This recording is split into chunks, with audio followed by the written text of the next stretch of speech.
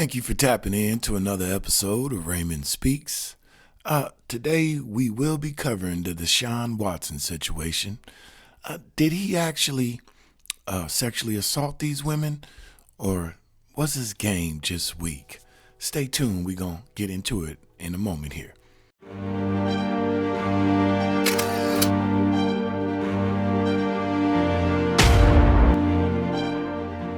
Okay, let's take a look at the whole situation in its entirety up to this point in time. But first, let me just say, I do not support any form of violence towards women, not in any form or fashion, whether that's physically or sexually, even as far as mentally and emotionally as well. Just want to put that out there up front so you understand where I'm coming from. What I'm doing is just looking at the facts that we have been told so far. Up to date, and that's just the facts. So here's how it started. After the 2019 season, Deshaun Watson requested a trade from the Houston Texans. Within a week, sexual allegations of sexual misconduct and sexual assault started to pop up. Before you knew it, it was like over 20 women who alleged that Deshaun Watson committed sexual assault. Now, almost immediately, he was compared to Bill Cosby, who was actually just finishing off his own sentence for sexual assaults charges that stemmed from the 60s or 70s. In light of the R. Kelly trial, Ghislaine Maxwell situation, there was almost an instant trial in the court of public opinion where Deshaun Watson was found guilty by the public. The mere volume alone made him a sexual predator in most people's opinion, right? But as always, as time has gone on and more facts have been revealed, the voices have subsided. You don't hear them as much, which is my major bone of contention. I'm not here to defend Deshaun Watson, y'all, not at all. I think he has hired proper legal representation that can do that in a much more qualified fashion than myself, right? It is, to me, is just another example, the media culture, how they come for the kill before establishing the facts. I get it. The media get paid to talk about what's going on, and that's how they generate ratings, which affects their advertising dollars. It's a money business situation. I respect it. So it's always a money thing when you listen to the media. The stories that they're bringing are to generate, excuse me, to generate, higher viewership, which allows them to get more money in advertising, right? So very rarely do they present a story without emotional appeals or a lot of speculation. They want to deal with your feelings. They don't really want to discuss the facts. So when the facts are revealed that contradict their original narrative, they become silent. They don't defend. They don't, push back. They just become silent. And they don't even acknowledge the fact that they got it wrong, right? And a lot of people, they looked at this situation initially from a racial angle. Let's just be honest. There's a lot of people who are not happy that black athletes get hundreds of millions of dollars to play a game. A lot of people looked at it as another athlete who thinks he's above the law. Because, a lot of people feel that athletes are above the law, that they don't get held at the same standard as the regular average working man. Okay. And some just wanted to believe the women without facts simply because they're women. Unfortunately, our country has a history of mistreating women and oppressing women. And so all that comes into play when they start discussing things like this. We don't look at things on a case-by-case individual basis. We look at it as all of it under one umbrella, which is really not fair because then we kind of miss the facts. So now let's take a look at what the women did or said, once they were being deposed under oath. See, once they were under oath, there wasn't no coercion, there wasn't no violence, there wasn't no threats, there wasn't no intimidation, which you need all of that to establish an assault. And let's try to understand why the NFL only presented 5 of the 24 cases to Judge Sue Robinson during the hearing for Deshaun.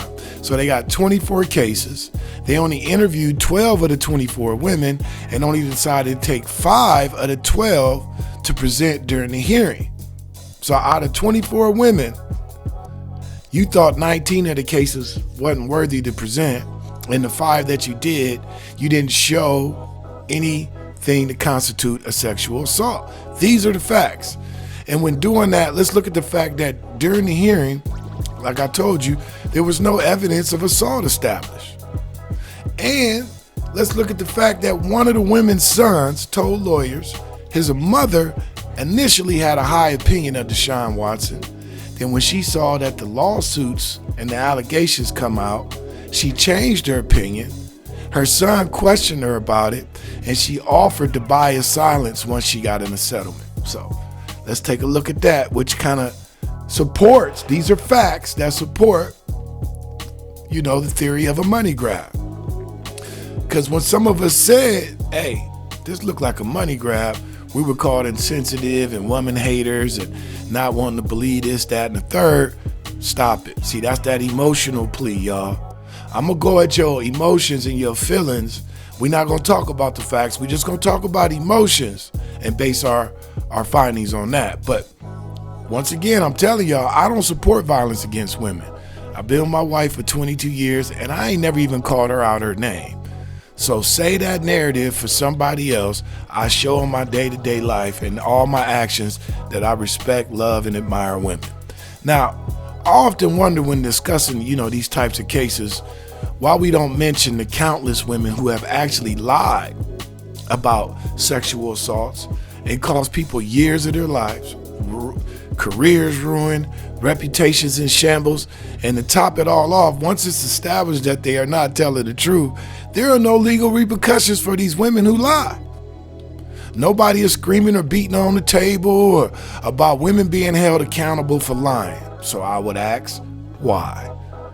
If we can yell about, which is fair, about men taking advantage of women, our voices need to be just as loud when we find out that woman is lying.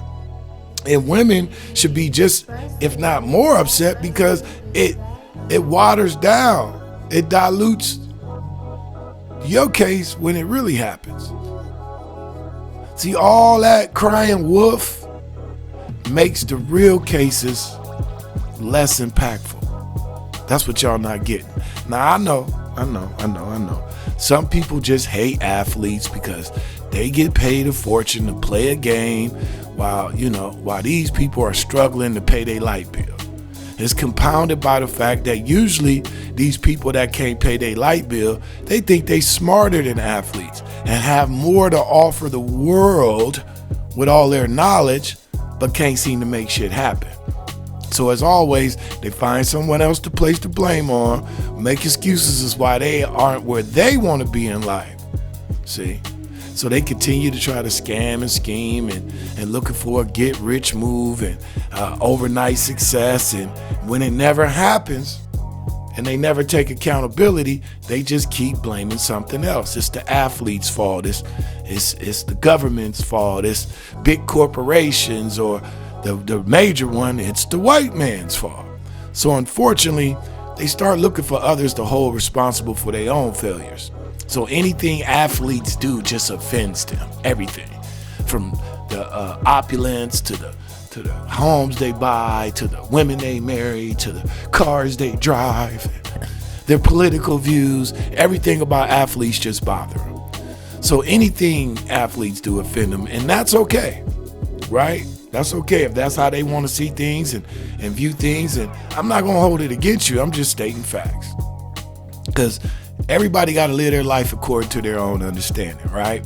But to me, it just makes the athletes a target, which is why I kind of understand why Deshaun Watson would invite women to his private residence, have them sign non-disclosure agreements and all that, because in some ways, I think he was trying to protect himself.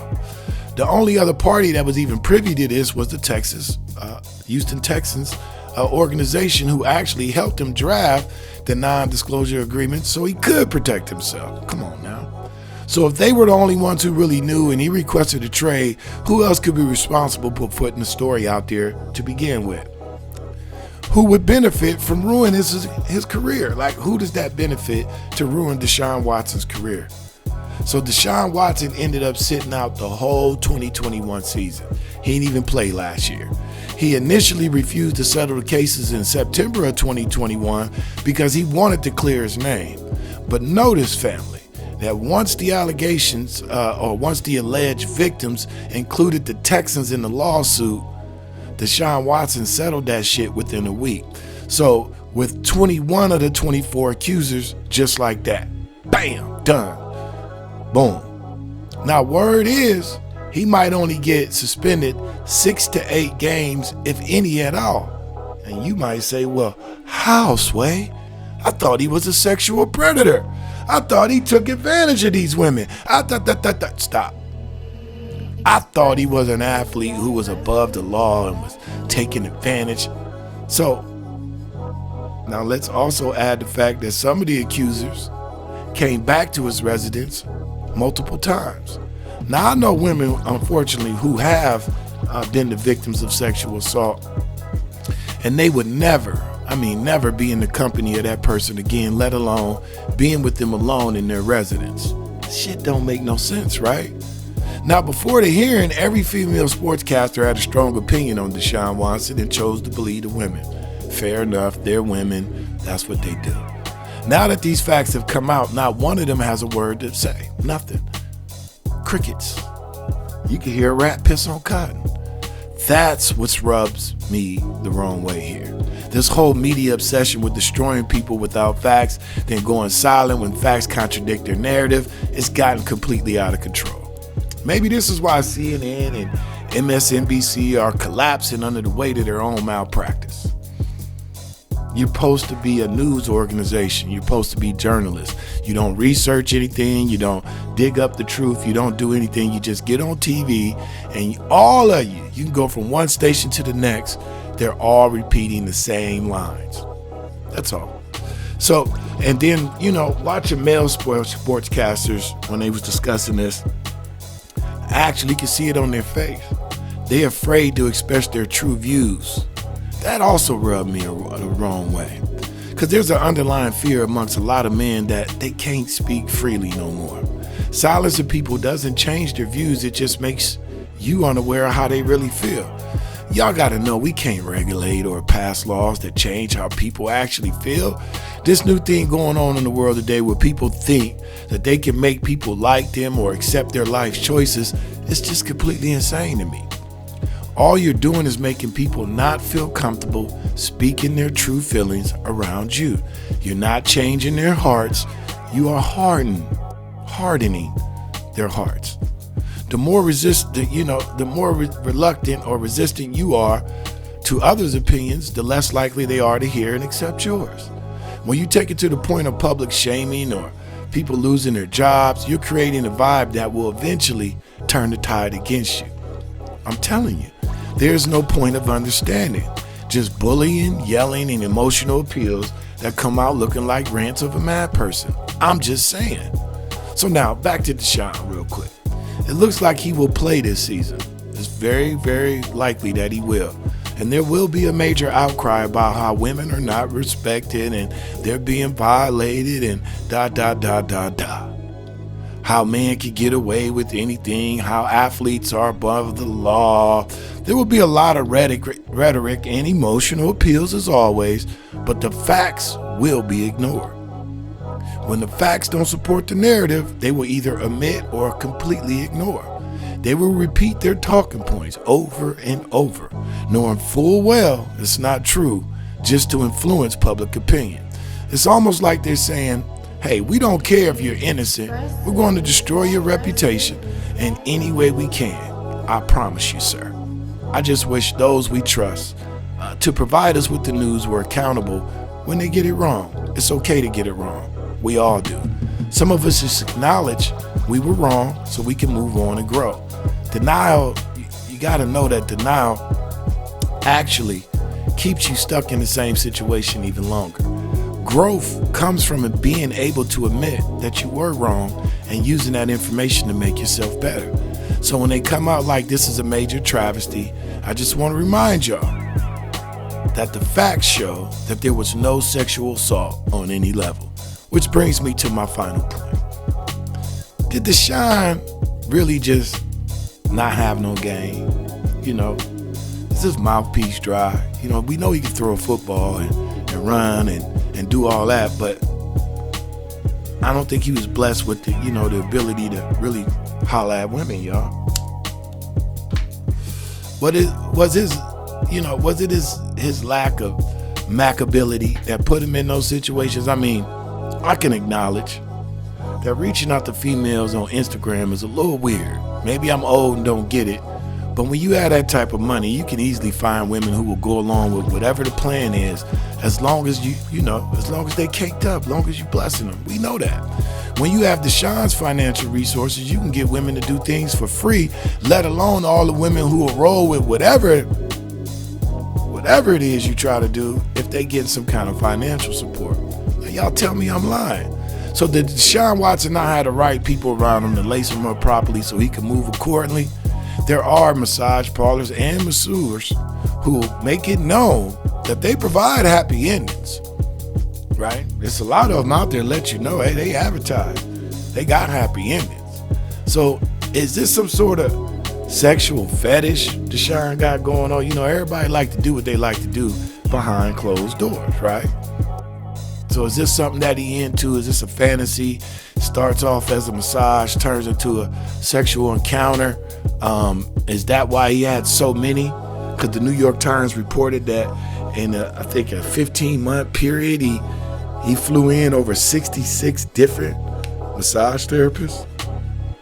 So, but even if that's the case, we gotta understand the fact that it's not against the law. It's not against the law to reach out to girls on Instagram and fly them in to give you massages. But Deshaun, unfortunately, will forever be viewed by most as a sexual predator who got away with it because he's an athlete. There's nothing he'll be able to do about that or change that, y'all.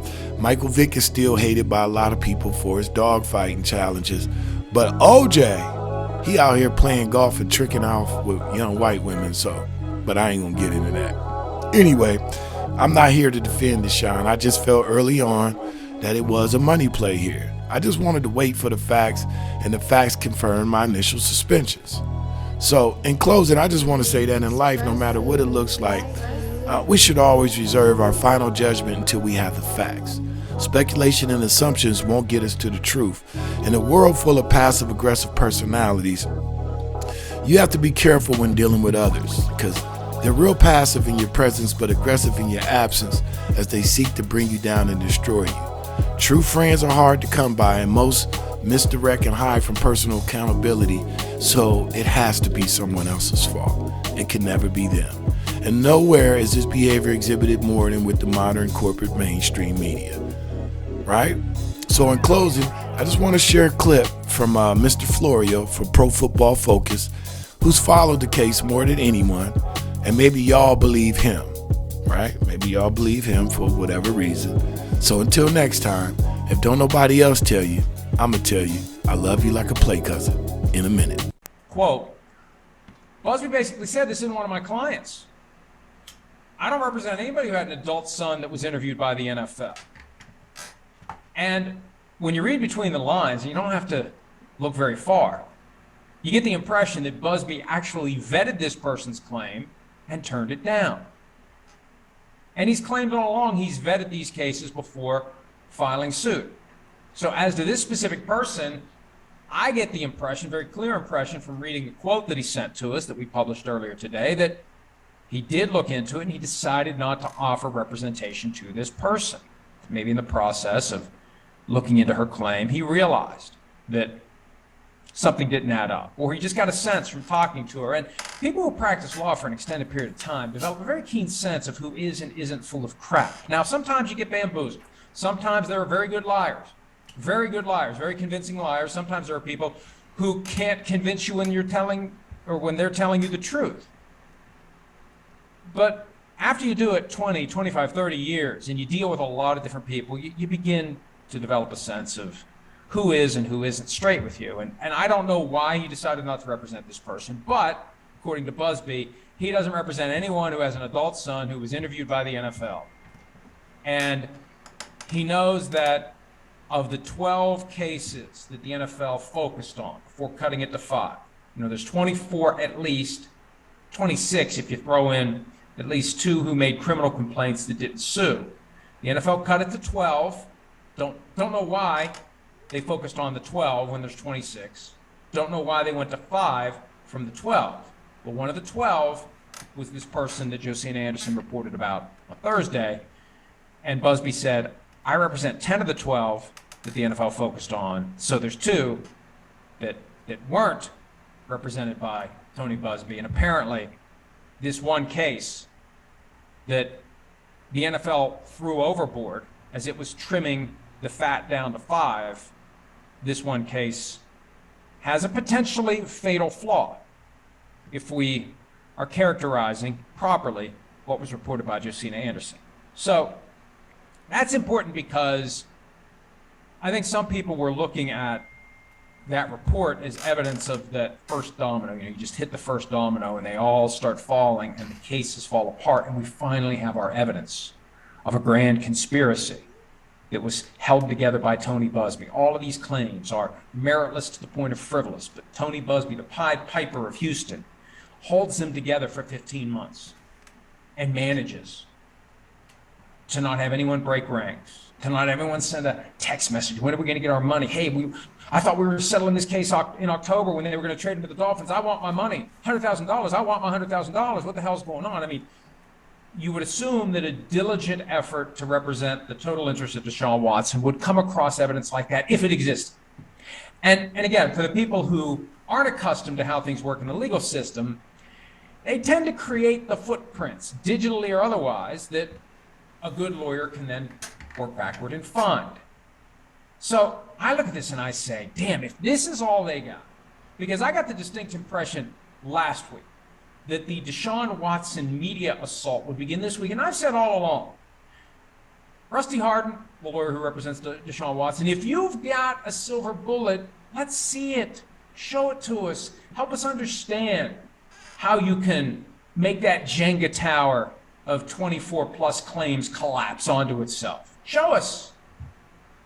If you've got evidence that this is all something that was orchestrated simply by the lawyer, remember, Hardin's associate or partner, I assume it's partner, Leah Graham, if I'm recalling the name correctly. It's been a while, and a lot's gone on.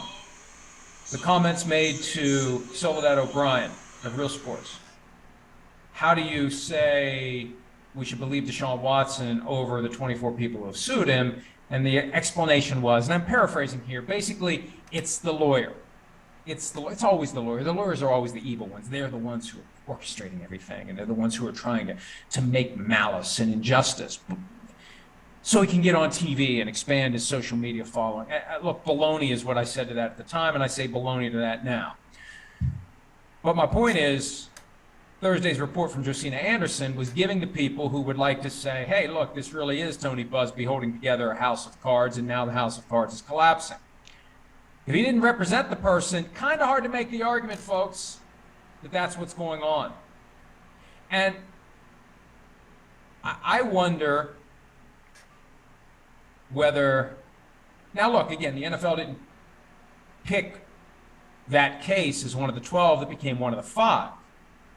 It sounds like they vetted that claim the same way Tony Busby did. And Busby decided not to represent the individual, and the NFL decided not to make that person's claims one of the 5 that were submitted to Judge Robinson for consideration. So that's where that stands. And again, I'll go back to my default position on this, and I'll say publicly here to Rusty Hardin, to David Mulugeta, to anyone representing the interests of Deshaun Watson, anyone from the Cleveland Browns that would like to get his side of it out there.